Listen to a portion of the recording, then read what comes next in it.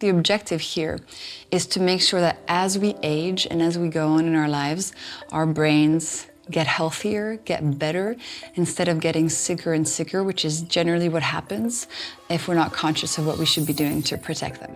As we age, the fear of a declining mind looms large. We watch sharpness fade and memories slip. That's so different from the vibrant world we once knew. But what if it didn't have to be this way? What if the key to a sharper, happier you, even as the years tick by, resided not in a pill but on your plate? Jessie Inchauspé reveals that food is powerful medicine for your brain. By harnessing the power of what we eat, we can unlock a world of cognitive benefits, from banishing brain fog to boosting our mood and even potentially outsmarting Alzheimer's disease. You might not know, but actually the way that you eat, how you're eating, what you're eating, has a much bigger impact on your brain than you might think. Have you ever felt like your brain is stuck in molasses? That's brain fog, a sluggishness that makes it hard to focus, remember things, or feel mentally sharp. For years, Jessie struggled with this. Then she dove into the world of blood sugar and things started to click. According to Jessie, the food we choose has a profound impact on our brains, far more than most of us realize. When our blood sugar spikes and crashes on a regular basis, it can wreak havoc on our mental well-being. Take brain fog, for example. This frustrating phenomenon feels like someone has stuffed your head with cotton wool. But fascinating new research is revealing the link between blood sugar and brain fog. One study showed that what we eat for breakfast can significantly impact our cognitive performance. Those who had sugary breakfasts experienced worse memory, attention, and overall cognitive function compared to those whose breakfast kept their blood sugar stable. Another study, this time on rats, shed even more light on the issue. When the rats were fed a diet that caused frequent blood sugar spikes, the communication between their brain cells slowed down dramatically. This slowdown in nerve conduction velocity translates to similar issues in humans: fuzzy thinking, sluggish memory, and, yep, you guessed it, brain fog. The message from these studies, along with many others, is clear.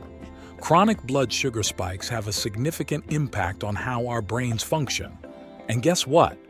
Sugary breakfasts are a major culprit. Sweet morning meals trigger a dopamine rush, the feel-good chemical in our brains. While that initial surge feels nice, it's short-lived. The real consequence is the negative impact on our neurons and overall brain function, potentially leading to brain fog.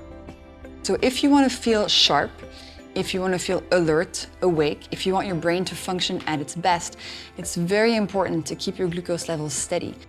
So, how can we keep our brains sharp and alert, firing on all cylinders? The key is maintaining steady blood sugar levels. Those dramatic spikes and dips we mentioned earlier, they're not just bad for focus and memory. They can also wreak havoc on our moods. Let's get into a fascinating study that explored the link between blood sugar and relationships. This particular research project looked at married couples and their glucose levels. Over 3 weeks, the study participants were given a voodoo doll representing their spouse. Yes, you heard that right. It involved voodoo dolls. Whenever their partner did something irritating, they were instructed to stick a pin in the doll. At the end of the experiment, the researchers counted the pins and compared them to the participants' blood sugar readings. The results were clear.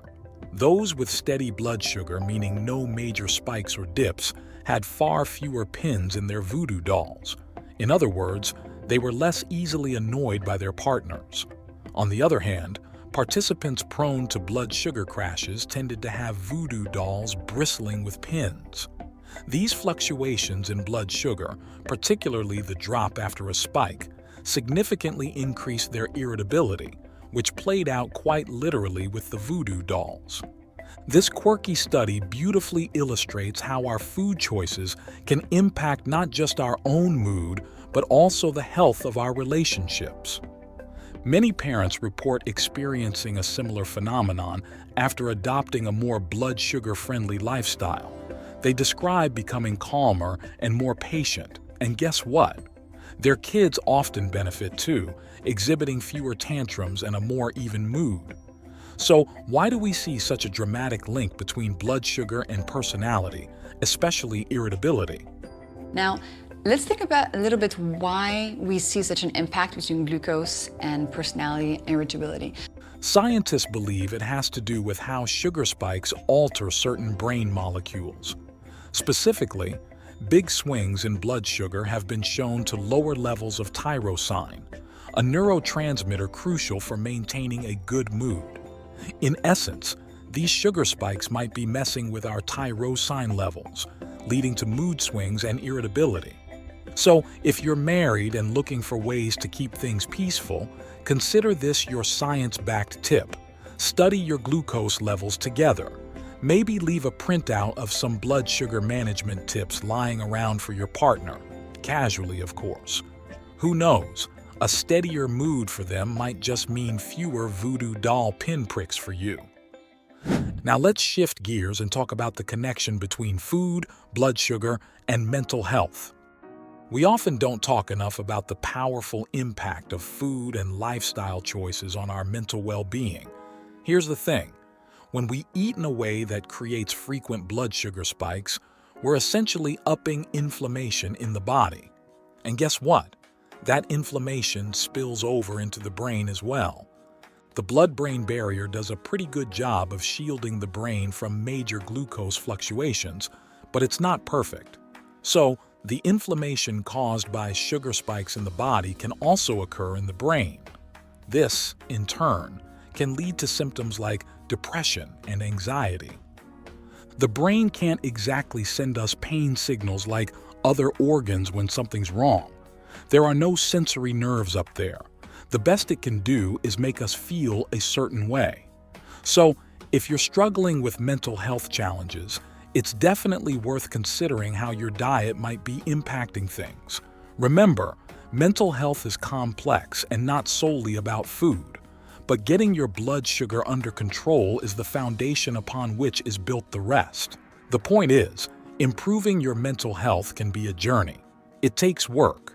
But if your blood sugar is all over the place, you simply won't have the energy or the stable base you need to heal your brain and address whatever else might be going on in your life. Getting your glucose levels in check is a crucial first step to feeling your best, both mentally and emotionally. Here's a powerful example. A study called Incident Major Depressive Disorder predicted by 3 measures of insulin resistance. A Dutch cohort study followed over 600 people for 9 years. At the beginning of the study, none of the participants had any signs of insulin resistance, a condition linked to frequent blood sugar spikes or mental health issues. As the years passed, researchers found that those who developed insulin resistance were a staggering 89% more likely to develop major depression. This suggests a strong link between blood sugar management and our risk of depression. It all comes back to that pesky inflammation again. When we experience chronic blood sugar spikes, inflammation runs rampant throughout the body, and the brain isn't immune. While the blood-brain barrier protects the brain from major glucose fluctuations, some inflammation still gets through. This, in turn, can contribute to symptoms of depression and anxiety. The good news? The way we eat also impacts our gut health, and a healthy gut has a positive influence on mental well-being. Knowing this connection, there's really no reason not to try some simple strategies to manage your blood sugar. Once you have that stable base in place, you can tackle other layers of healing. Finally, let's get into the link between blood sugar and Alzheimer's disease, a condition becoming increasingly common at younger ages. Interestingly, research is revealing a strong connection between blood sugar, insulin, and Alzheimer's. Some scientists even call it type 3 diabetes or diabetes of the brain. Why? Because the brains of people with Alzheimer's often show signs of insulin resistance, inflammation, and glycation, all characteristic features of type 2 diabetes. In essence, the brain seems to develop a kind of diabetes of its own. This has led some researchers to call Alzheimer's type 3 diabetes or diabetes of the brain. Second, studies are showing a strong correlation between blood sugar levels and the risk of developing Alzheimer's. One particularly striking example is a long-term study called Midlife Lipid and Glucose Levels Are Associated with Alzheimer's Disease.